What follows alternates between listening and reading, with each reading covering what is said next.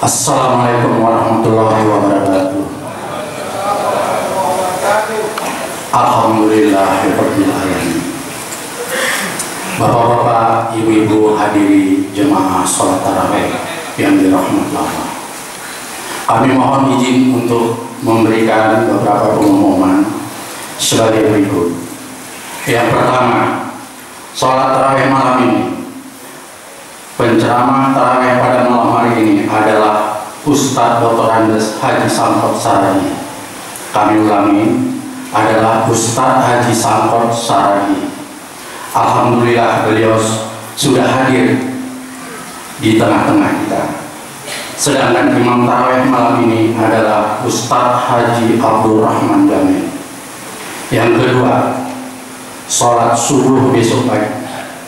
Penceramah subuh besok pagi akan disampaikan oleh Ustadz Dr. Andes Muhammad Sholihul Amri. Yang ketiga, sholat tarawih besok malam. Adapun penceramah tarawih besok malam Kamis tanggal 18 Juli 2013 akan disampaikan oleh Ustadz Kiai Haji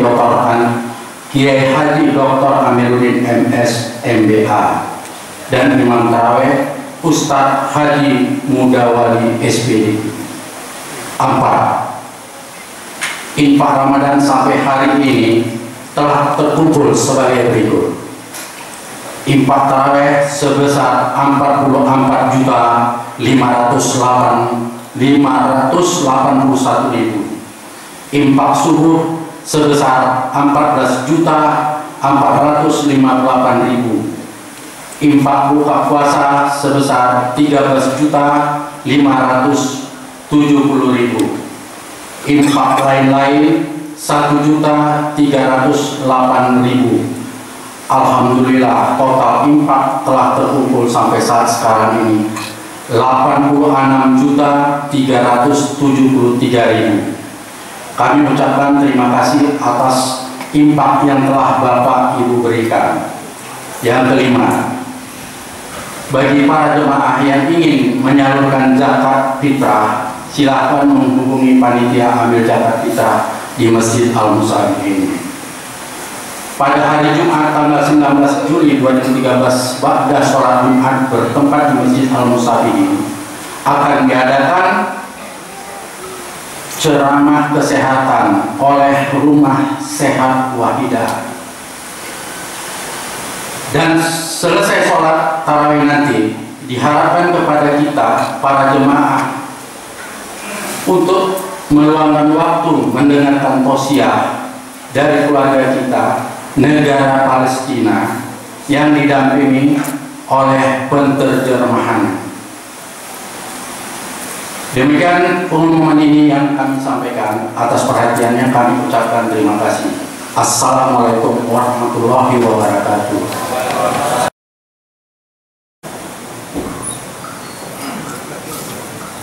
Assalamualaikum warahmatullahi wabarakatuh.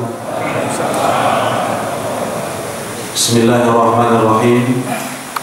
Bapak-bapak dan ibu-ibu yang saya muliakan, kita sudah sepakat bahwa bulan Ramadan bulan latihan.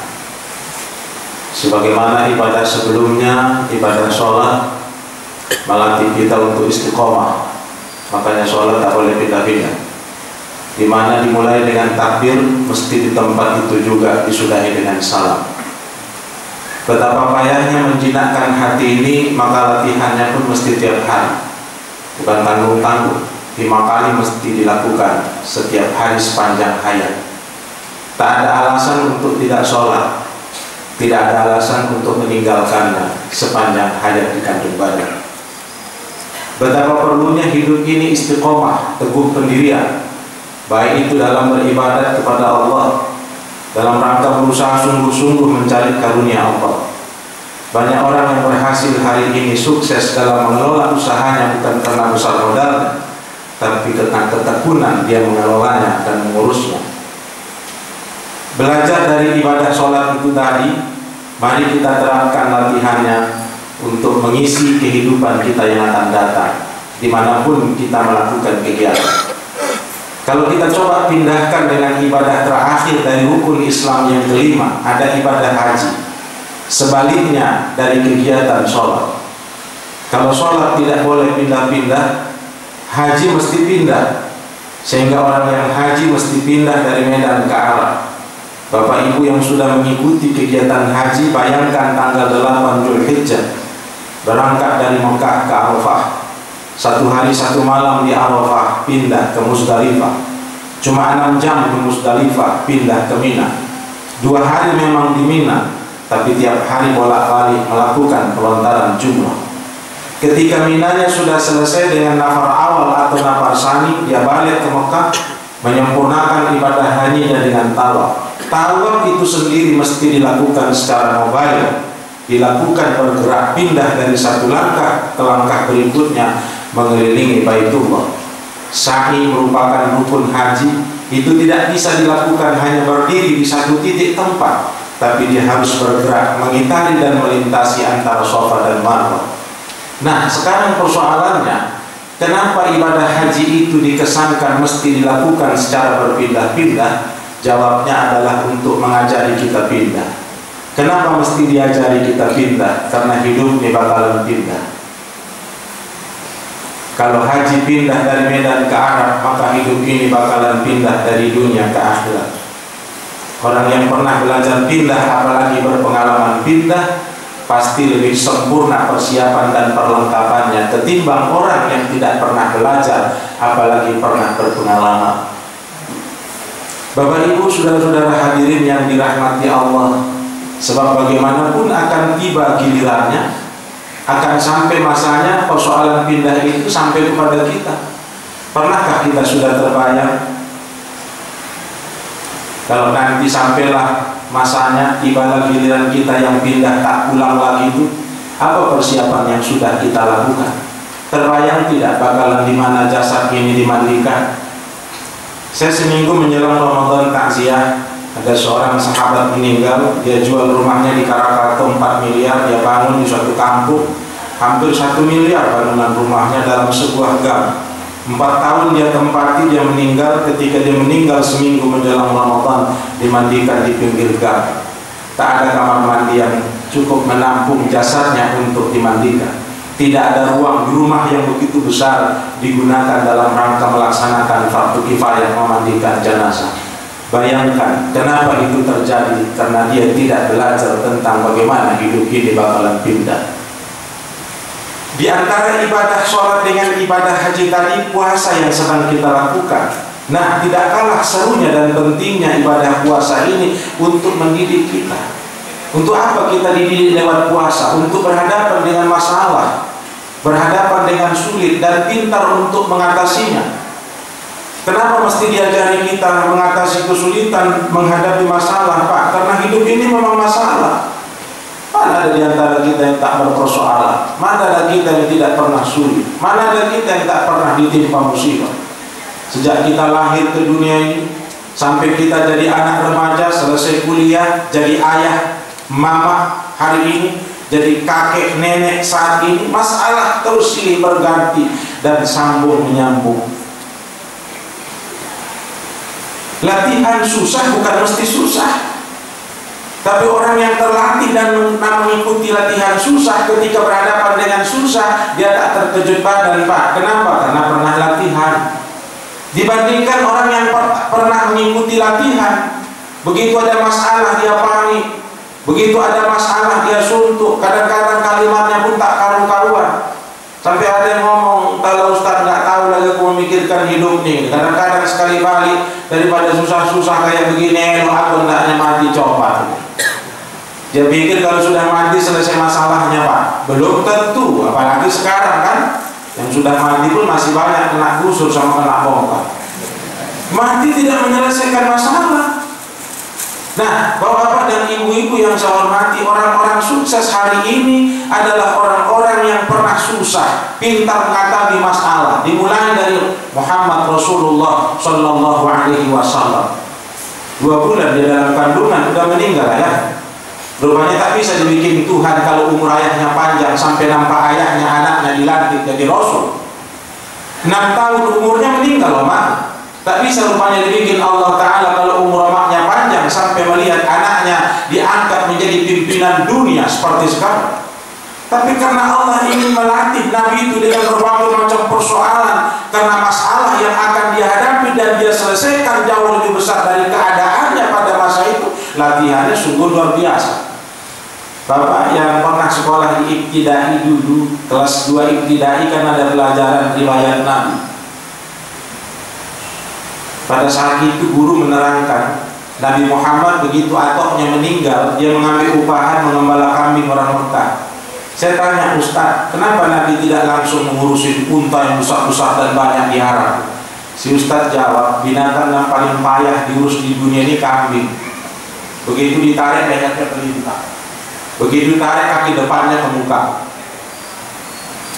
Unta begitu besar, Pak. Kalau Bapak pernah ke Jabal Qurban di Mekah, untuk nyembelih unta yang begitu besar nggak perlu ada orang lain yang nolong kecuali satu tukang jagal. Nggak perlu diikat kakinya, ditumbang badannya. Begitu si tukang jagal bawa pisau, untanya datang untuk disembelih. Begitupun besar gedenya unta itu. Tapi kambing, sampai hewan yang diurus Nabi jadi latihan untuk mempersiapkan beliau menjadi orang yang cerdas dan pintar mengatasi masalah. Bukan ringan tantangan kita hari ini tadi puasa. Kita tidak bisa punya alasan puasa kerja kita tak siap. Kita tidak bisa beralaskan puasa lantas kita nggak pergi kerja, nggak bisa. Tak bisa kita misalnya mengatakan nggak usah aku puasa supaya siap kerjaku, nggak bisa. Semuanya kita selesaikan dengan baik. Penghabisannya tadi ada menawar ibu, Bu, udah Bu, kalau ibu memang tak kuat puasa, udah buka aja. Apa kata ibu tuh? Biarinlah Wak, biar aku puasa. Lebih berat menggantinya nanti dari puasa hari ini kulanjutkan. Tengok pintarnya. Bapak Ibu sekalian, oleh karena itu beruntunglah ibu yang hari ini dihimpit persoalan, bapak-bapak yang hari ini dihimpit berbagai macam masalah, karena itu pertanda sebentar lagi Allah akan menggantinya dengan nikmat yang tak terduga dan tak terbatas. Miniatur sudah kita nikmati tadi. Pak, waktu buka Bapak tadi kan cukup enak Pak, segelas air putih. Padahal cuma segelas air putih, cuma sepiring bubur, cuma 1-2 biji korma, cuma barangkali sebiji pisang. Luar biasa enaknya, luar biasa nikmatnya. Kenapa? Karena kita tadi siang puasa, karena kita tadi siang lapar melilit perut haus di kerongkongan. Ketika masuk waktu berbuka itu luar biasa enaknya segelas air putih, sebiji pisang yang kita makan itu. Kenapa? Karena kita sampai kepada waktu berbuka itu penuh dengan perjuangan dan mengatasi tantangan yang cukup berat. Makanya yang enak buka itu cuma orang puasa, Pak. Walaupun kadang-kadang yang heboh buka bersama itu orang yang tak puasa, tapi tak ada nikmatnya itu, hebohnya aja itu yang ada. Dan tidak ada memang hak orang nggak puasa buka, Pak. Karena Allah lewat hadis Nabi bilang kebahagiaan orang beriman itu cuma 2. 1 pada saat buka, 2 nanti bertemu Allah di hari kiamat. Pada saat buka, siapa yang buka? Orang yang puasa. Yang tak puasa nggak ada enaknya buka. Kalaupun dia heboh, lebih heboh dari orang yang puasa karena tak pemaluannya itu. Nah, bapak-bapak dan ibu-ibu yang saya hormati, jadi puasa melatih kita berhadapan dengan masalah, dengan sulit. Kesulitan apa yang paling berat dalam hidup ini? Itu yang tadi siang itu, Pak, yang kurang makan itu, yang lapar itu, Bu. Kalau misalnya sulit bapak hari ini belum punya rumah, enak jawabnya, Pak. Ada yang bilang, aku sengaja gak mau beli di Medan, Ustaz, supaya gampang aku pindah-pindah. 12 tahun aku sudah di Medan, 8 kali sudah aku pindah. Gak repot aku bayarin pajaknya tiap tahun, apalagi gonta-ganti tiketnya tiap 2-3 tahun. Kalau nggak punya duit banyak, enak jawabnya, Pak. Tapi kalau untuk makan saja susah, nggak dapatnya untuk memenuhi kebutuhan sarapan pagi, makan siangnya, wah, itu kesulitan yang paling berat. Orang, Pak, jangankan kurang makan, dilarang tambung saja disinggung. Pak, jangan banyak-banyak kali tambungnya, Pak, nanti gemuk kali kita bilang. Jadi Ustaz, daripada mati kurus, awak mati gemuk, dia bilang. Itulah puasa ini, itulah puasa ini. Jadi bapak-bapak dan ibu-ibu yang saya hormati, kita bersyukur kepada Allah diberi kita hidayah dan petunjuk. Kita sehat, kesehatan kita bisa kita gunakan dalam rangka melakukan kebaikan, usaha kita lancar, rezeki kita bertambah, duit di kantong ada, dan Allah beri petunjuk kita bisa salurkan lewat sedekah. Waktu kita lapang, kita bisa mengikuti kegiatan tahajud, silaturahmi dan lain-lain. Semoga Allah memberi kekuatan kepada kita sehingga puasa yang kita selenggarakan ini mencapai klimaks yang kita harapkan. Kita menjadi orang yang baik di sisi Allah dan bermanfaat bagi orang lain. Wassalamualaikum warahmatullahi wabarakatuh.